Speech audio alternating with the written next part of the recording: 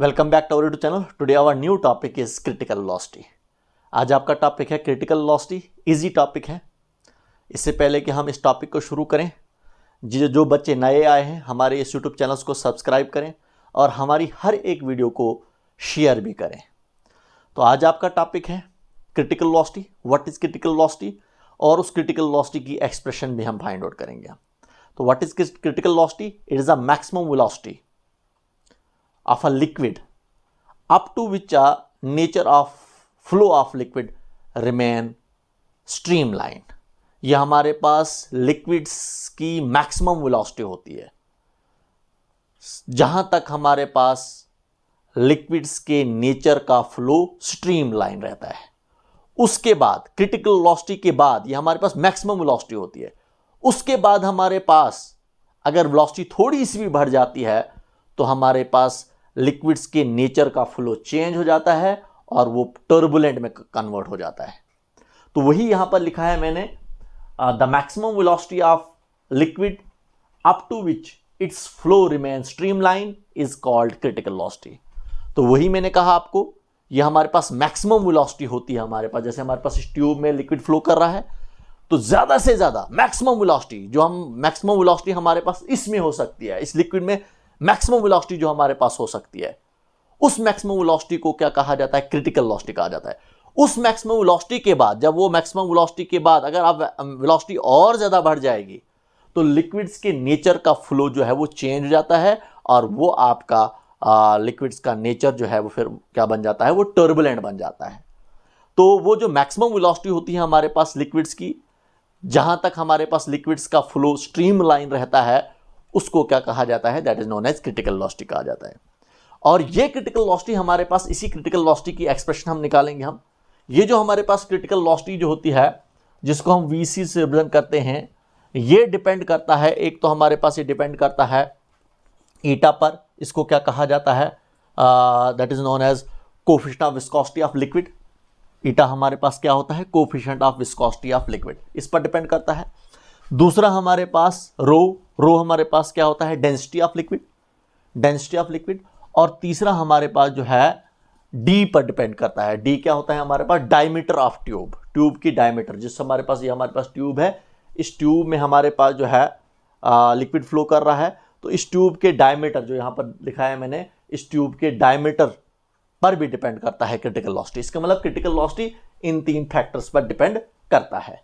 तो देखिए, critical velocity हमें सिर्फ यहां पर इतना ही पता है कि ये इन फैक्टर्स पर डिपेंड करता है। अभी हमने इसकी एक्सप्रेशन नहीं निकाली है, सिर्फ इन पर हमें पता है, इन पर डिपेंड करता है। तो देखिए, यहां पर भी हम डायमेंशनल फार्मूला के हेल्प से, यूजेस ऑफ डायमेंशनल एनालिसिस में हमने यूनिट्स एंड मेजरमेंट्स में हमने पढ़ा था, यूजेस ऑफ डायमेंशनल एनालिसिस में हमने पढ़ा था कि हम इक्वेशंस को ड्राइव कर सकते हैं by using the dimensional formula. वही यहां पर भी हम इक्वेशंस को ड्राइव करेंगे, क्रिटिकल वेलोसिटी को हम फाइंड आउट करेंगे by using the dimensional formula. तो यहां पर सबसे पहले हम क्या करेंगे? सबसे पहले हमें नहीं पता है ईटा के ऊपर पावर क्या है, हम लेट करेंगे ईटा के पावर ए है, रो के ऊपर पावर बी है और डी के ऊपर पावर हमारे पास क्या है? सी है। और वहां पर हमने देखा था किस तरीके से हम इक्वेशन को ड्राइव करते हैं। हम बोथ साइड डायमेंशनल फार्मूला को हम पुट करते हैं। v क्या है हमारे पास? क्रिटिकल वेलोसिटी है। क्रिटिकल वेलोसिटी है हमारे पास, तो वेलोसिटी का डायमेंशनल फार्मूला क्या होता है? m0 L-T-1। ये हमारे पास क्या है? वेलोसिटी का डायमेंशनल फार्मूला है। तो देखिए, इस इक्वेशन को आप इक्वेशन फर्स्ट ले लेंगे हम, या इसको एक और स्टेप कर लेंगे हम। तो यहां पर मैं एक स्टेप करने के बाद VC which implies VC is equal to, जब हम डायरेक्टली इक्वेशन को इक्वल टू में पुट करते हैं, एक कांस्टेंट पुट करते हैं, तो ईटा रेज्ड पावर ए हमारे पास जो है रो रेज्ड पावर बी और हमारे पास डी रेज्ड पावर सी। इस इक्वेशन को इक्वेशन फर्स्ट ले लेंगे हम। तो इस इक्वेशंस में हम क्या करेंगे? हम dimensional formulas both sides put करेंगे हम। तो that is equal to V की जगह पर वी का डायमेंशनल फार्मूला पुट किया हमने कि ऐसे ही रहेगा। अब ईटा की जगह पर, ईटा का क्या होता है हमारे पास? कोएफिशिएंट ऑफ विस्कोसिटी होती है, तो इसकी जगह पर हम इसका डायमेंशनल फार्मूला लिखेंगे। तो इसका डायमेंशनल फार्मूला हमारे पास क्या होता है? m raised power 1, l raised power -1 और t रेज्ड पावर -1। तो ये हमने ईटा की जगह पर इसका डायमेंशनल फार्मूला लिखा। इसके ऊपर a है, a भी ले लिया हमने। इसके बाद रो है, रो हमारे पास क्या होता है? डेंसिटी होती है। डेंसिटी का डायमेंशनल फार्मूला हमारे पास क्या होता है? डेंसिटी होता है मास पर इंटू वॉल्यूम। इसका डायमेंशनल फार्मूला हो गया ml raised power 3 4 raise power B तो लिखना ही पड़ेगा हमारे पास हमें। इसके बाद डी होता है डायमीटर।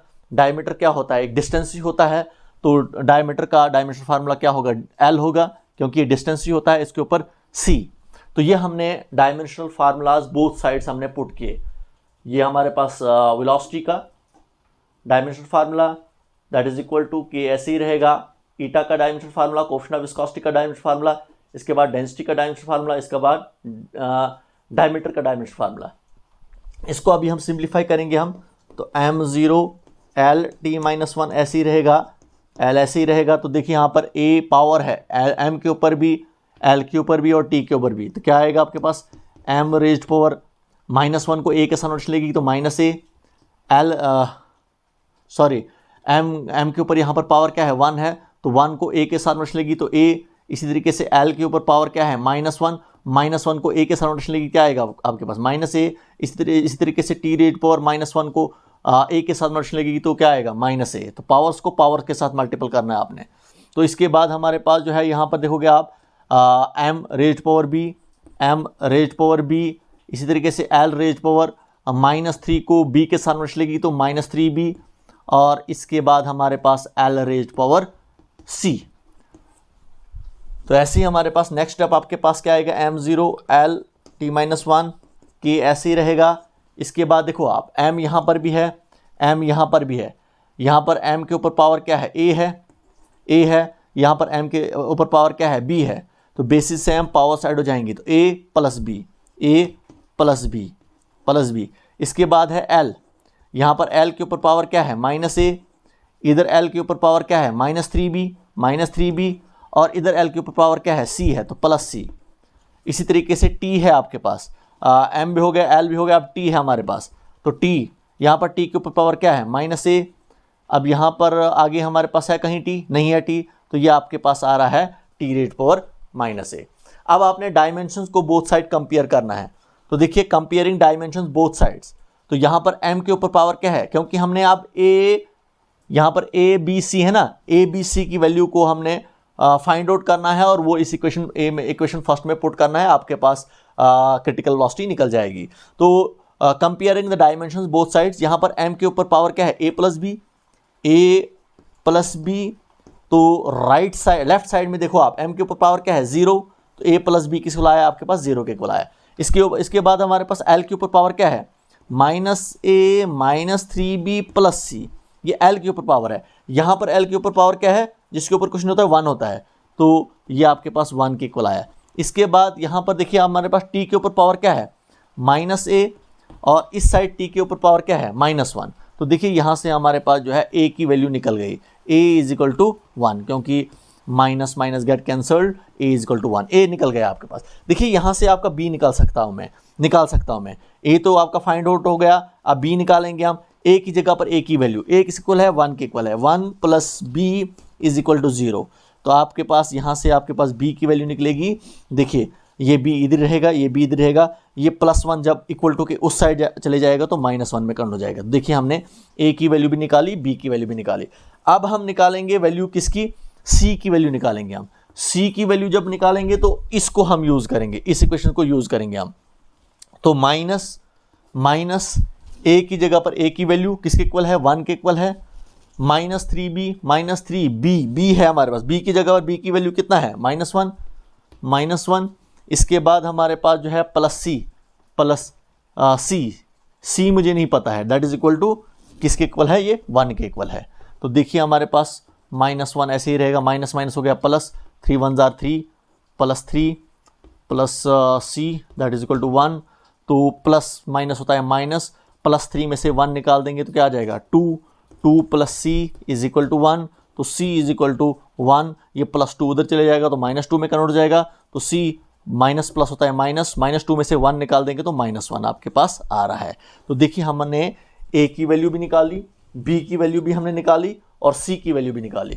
a b c की वैल्यू को हम इस इक्वेशन फर्स्ट में पुट करेंगे, आपके पास क्रिटिकल वेलोसिटी निकल जाएगी। तो क्रिटिकल वेलोसिटी किस इक्वल आएगी आपके पास, that is equal to k ऐसे ही रहेगा, ईटा यहाँ पर आपके पास है रेज पावर a है, a किसके इक्वल है 1 के इक्वल है, ईटा रेज पावर 1। इसके बाद रो है, रो के ऊपर पावर क्या है b है, बी किसके इक्वल है आपके पास है, -1 के इक्वल है, -1 के इक्वल है। इसके बाद डी डायमीटर, डायमीटर के ऊपर पावर क्या है, सी किस इक्वल है, ये भी -1 के इक्वल है। तो देखिए critical velocity is equal to eta, यहाँ के ऐसे ही रहेगा, ईटा रेज पर 1 लिखने की कोई जरूरत नहीं है। इस रो रेज पर -1 को डिनोमिनेटर में लाऊंगा तो रो रेज पर +1 में कन्वर्ट हो जाएगा, तो +1 लिखने की कोई जरूरत नहीं है। माइनस इसको मैंने रो रेज पर -1 को डिनोमिनेटर में लाया तो रो रेज पर +1 हो गया, तो +1 लिखने की कोई जरूरत नहीं है। इसी तरीके से मैं डी रेज पर -1 को डिनोमिनेटर लाऊंगा तो डी रेज पर +1 में कन्वर्ट हो जाएगा, तो +1 लिखने की कोई जरूरत नहीं है। तो ये अभी आपके पास क्रिटिकल वेलोसिटी आ रही है के ईटा रो डी के इक्वल आ रहा है। तो ये हमारे पास के जो होता है ये हमारे पास रेनॉल्ड नंबर के इक्वल होता है।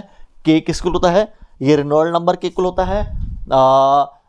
इस के की जगह पर हम क्या लिखेंगे, एनआर लिखेंगे, NR eta divided by rho D आपके पास आ रहा है। तो ये आपके पास क्या है, this is the expression for critical velocity. तो ये हमने एक्सप्रेशन निकाली क्रिटिकल वेलोसिटी की, और ये एनआर क्या होता है हमारे पास, व्हाट इज एनआर, एनआर आपके पास क्या होता है, ये आपके पास रेनॉल्ड नंबर होता है। क्या होता है, रेनॉल्ड नंबर होता है, रेनॉल्ड नंबर होता है। तो एनआर आपके पास क्या है, रेनॉल्ड नंबर है। तो देखिए ये रेनॉल्ड नंबर जो है वो आगे नेक्स्ट लेक्चर में हम पढ़ेंगे रेनॉल्ड नंबर क्या होता है, और ये हमने एक्सप्रेशन निकाली क्रिटिकल वेलोसिटी की भी। तो ये आज आपका टॉपिक था, that was your critical velocity. Okay.